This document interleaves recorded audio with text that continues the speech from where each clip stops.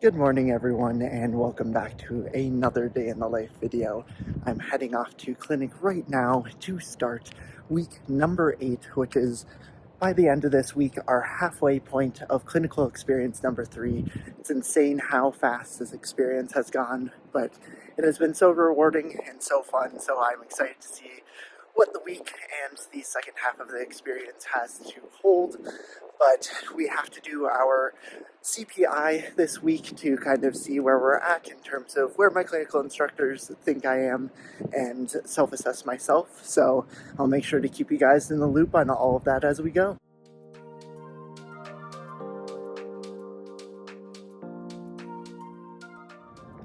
It was nice yesterday because we had a fairly busy day, back-to-back patients, really being able to work through everyone pretty quickly, so it was a nice busy day, but I managed to stay on top of the notes and be efficient with them throughout the day, so that meant that we didn't have to stay too late after when we were done with our patient care for the day. So I'm hoping for another one of those days today. We actually have today my clinical education advisor coming to do a site visit, so it will be good to have a conversation with them and my clinical instructors, potentially get a little bit of a preview of my CPI, since I'm sure that my advisor will ask them a little bit of how I'm doing. So it will be a good day overall, and I can't wait to tell you guys about it.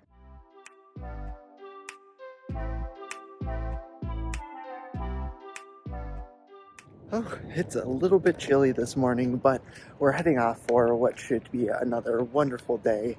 Yesterday, I had some more opportunities to have a regular day, but a fairly busy one where we were just going patients back to back to back.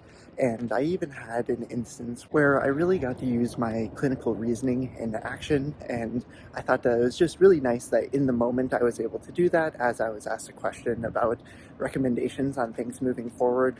So I'll make sure to touch on it more later, but I have to head inside right now and start my day.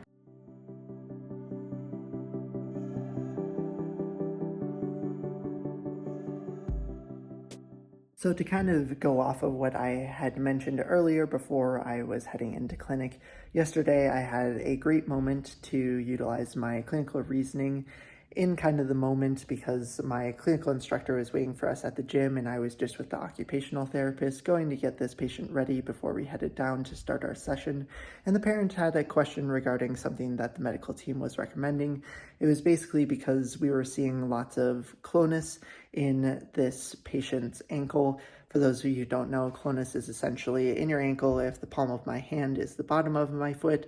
If I, as the therapist, stretch them into some flexion just like this, bringing their toes up fairly quickly, it will elicit this kind of beating response from the ankle, and that's a normal sign that we see with traumatic brain injuries because it's an upper motor neuron test that we utilize to just kind of see if we suspect that type of thing, which we know happened in this case. But the medical team, it sounds like, were worried about potential loss of range of motion due to this. And so I just thought in that moment, I was like, what can I do to help differentiate this? And as a result, I was like, okay, I was putting them into that ankle dorsiflexion. I was actually, even without going very fast, getting that clonus. So I tried to, through habituation, doing it over and over and over again, relax that clonus to the point where I was actually able to get the true passive range of motion. And I noticed that they had full passive range of motion. So from that, I recommended to the parent just being like, at least from what I'm seeing, I don't think that that's necessary. I'll make sure to put that in my note for the day so that the medical team is aware. So I made sure to do that, talked with my clinical instructor about it, and they agreed with my reasoning. They thought the way that I approached it was very good. So that just made me feel good overall. And speaking of which, today we had a great day of seeing lots of our regular patients. We're starting to have a couple that are potential rehab patients coming in, and there's one of which that I want to talk about more just because it made me feel really good about how I was approaching everything with this patient. Essentially, this patient has a different primary first language, both for the family and for the patient themselves, although right now the patient themselves aren't able to communicate consistently with us because they're only at about a Rancho level 3 or 4, which is basically where they're either at a localized response or an agitated and confused state where it's harder to interact with them directly. So a lot of it is just focused on trying to do functional movements with them. But throughout the session today, where we were moving them to the wheelchair, allowed them to sit in the wheelchair while their family wheeled them around the unit, and I had a conversation with the parents through the interpretation services, that I was really able to just talk to the parents about educating them on, yeah, this is the condition. At least what I'm seeing is very positive, and they expressed lots of concern about what they were seeing, especially because, it's their first time of seeing this condition, and it's my time of seeing it a lot before with a lot of our prior rehab patients. So it was my opportunity to put them at ease and really try and let them know that, at least from my perspective, because they had asked, like, how I think they're doing based on what I'm seeing. And of course, that brings in that tough conversation where I have to be like, okay, I will tell you how I view this as the physical therapist, but that might be different than the medical team. But at least from what I'm seeing, things are on a positive trend. Day to day, we're improving movement. The agitation is normal, and it means that we're really starting to move up in those phases. And I think overall, just having that really honest communication with them, answering their questions, really trying to let them know that it makes sense to feel concerned and not know exactly what's coming next, I think made them feel very good, to the point where at the end of the session, although they were stressed, they expressed their gratitude and really said that they felt that their child was in good hands with me and my clinical instructor, and really expressed that by giving me a hug, letting me know that they really appreciated everything that I was trying to do, and just listening to them and making them feel heard in that moment. So that was an incredible time today, just being that person in that moment. But now that the day's over, I am quite tired. I already started doing my CPI, which I need to finish for tonight, because I'll be talking about that and my performance overall in the clinical so far with my clinical instructors tomorrow, either in the afternoon or at the end of the day. So I have to finish that tonight, and then the rest of the evening will probably just be filled with studying for the NPTE. So lots to do, and I'm going to get to it right now.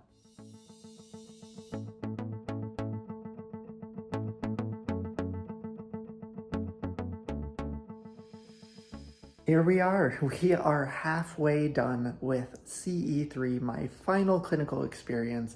It is insane how we are already at this point, putting into perspective the fact that my first clinical, which was a year and a half, 2 years ago at this point, was only 8 weeks long. So I've already completed an entire clinical experience number 1, but still have another full 8 weeks, another clinical experience number 1 ahead of me as well. Is just insane. I have had so much fun in this clinical experience so far, had so many opportunities, so many chances to try things and see different conditions that I have not run into within this very specialized setting of inpatient pediatrics.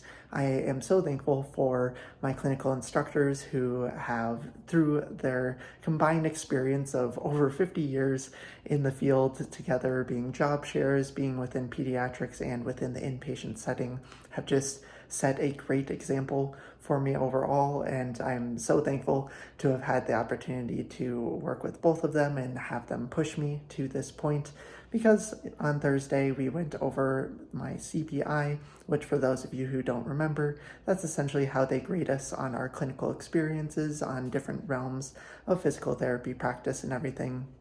The great thing is that I am already at entry level, or the grade that's just below that, and the only reason on those ones that I got below entry level was purely because of the caseload requirement for it.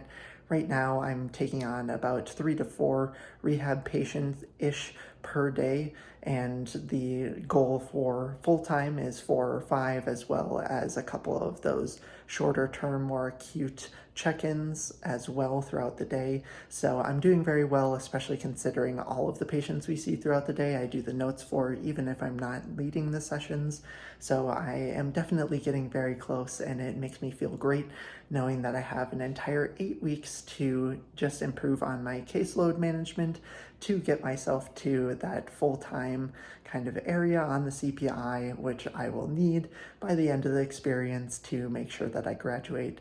So that's been wonderful, as well as the fact that knowing that my clinical instructors are so experienced in this area of practice and everything, they gave me a very incredible compliment, which I appreciate so much. Was they had mentioned that, especially with some of our rehab patients, since we work a lot with the neurologic population, and a lot of the time, at least in their experience, they haven't pushed their neurologic patients as far as they have seen me do sometimes when I've been utilizing the knowledge that we've gotten from our applied exercise science classes to kind of gauge their level of exertion, and melding that with the help of my clinical instructors.